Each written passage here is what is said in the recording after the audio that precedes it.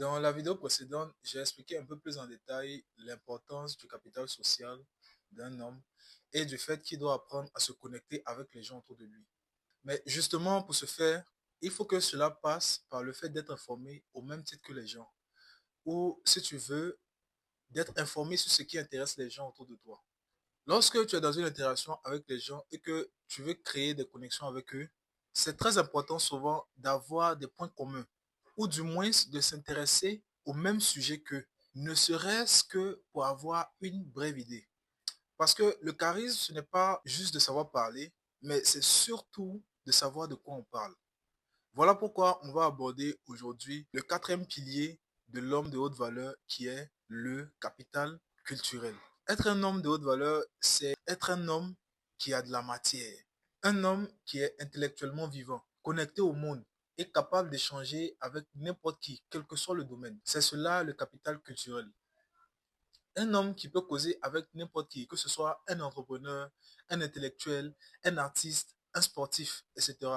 Et sans se sentir inférieur ou sans se sentir effacé dans la discussion. Pas besoin d'être un expert en tout, surtout pas.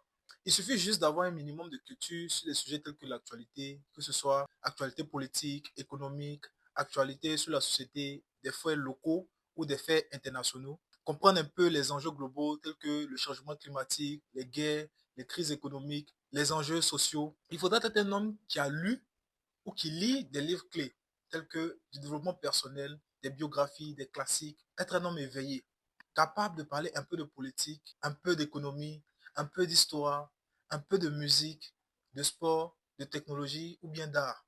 Être un homme qui a une opinion un peu sur tous ces sujets-là. Un homme qui est connecté au monde et qui comprend son environnement, les enjeux de son époque, les changements qui secouent la société.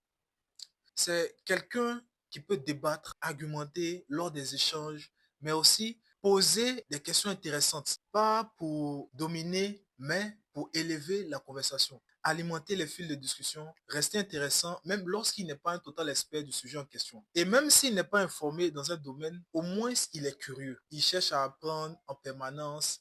Il sait qu'aucune matière n'est inutile. Même les petits savoirs font la différence. Et c'est une qualité exceptionnelle pour pouvoir alimenter les conversations si c'est stratégiquement utilisé. Et tu verras que les gens adorent parler d'eux. Ils adorent parler d'eux et de leur centre d'intérêt. Tu les verras se mettre à t'expliquer et à t'apprendre des choses incroyables pendant de longs moments. Et cela leur donnera le sentiment d'être compris, d'être à l'aise avec toi. Ils se sentiront un peu comme deux fanatiques de foot qui discutent entre eux et qui partagent la même passion.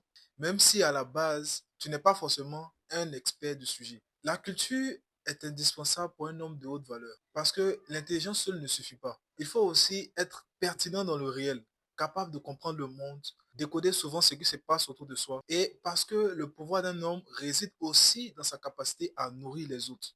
Partager sa culture, son opinion, partager ce qui se passe autour de lui, partager son expérience.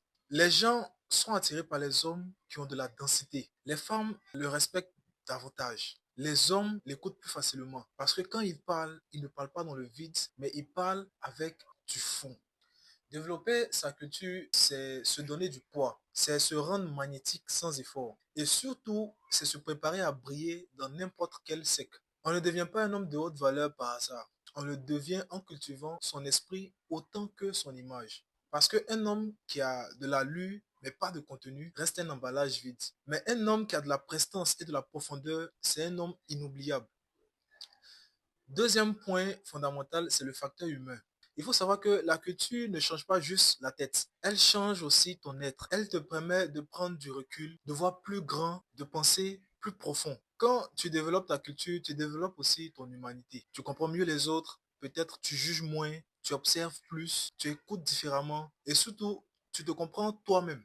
Parce que la culture, c'est un miroir. Elle te renvoie une image de l'homme que tu es en train de devenir continuellement. Et au fur et à mesure, tu prends en maturité. Il y a une évolution de ta personnalité, de ton esprit, qui survient au plus profond de ton être. Et tu sens que tu évolues en tant qu'être humain.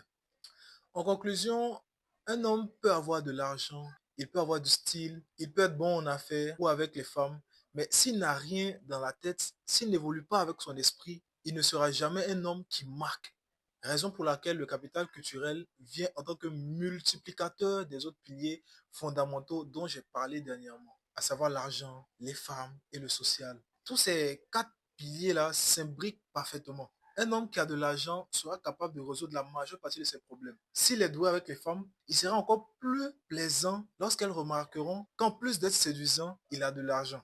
Les gens autour de toi vont te respecter, ils vont t'admirer, ils vont être vrais. Mais pas parce que tu as de l'argent et les femmes, mais parce que tu auras réussi à communiquer et que tu veux de bonnes relations avec eux. Et pour faire tout cela, cela passe par la connaissance et de la culture.